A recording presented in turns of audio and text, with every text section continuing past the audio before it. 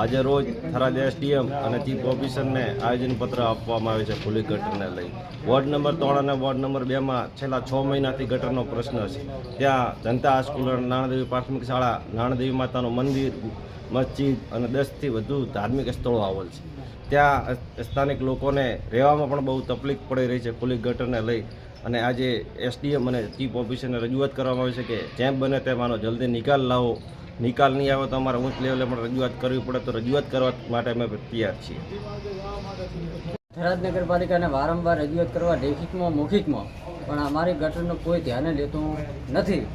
અને ત્યાં મસ્જિદ, નાણાદેવી સ્કૂલ, નાણાદેવી મંદિર, મોગલ માતાનો ધામ આવેલું છે.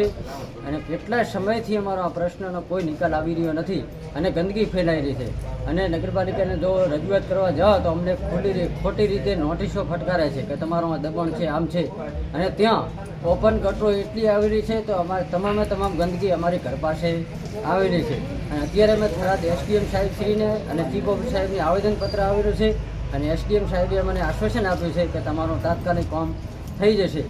અને અત્યારે અમારા રહીશો પણ આ બધા આવી રહ્યા છીએ, સાવનભાઈ, ફકીરાભાઈ, બાવાભાઈ, ઇમામભાઈ, જયદેવભાઈ બધાય, અને યુવા નેતા અમારે પ્રતાપસિંહ રાજપૂત બધાય, અને સાહેબશ્રીને રજૂઆત કરે છે તાત્કાલિક આનો નિર્ણય આવે એવી અમારી વિનંતી છે.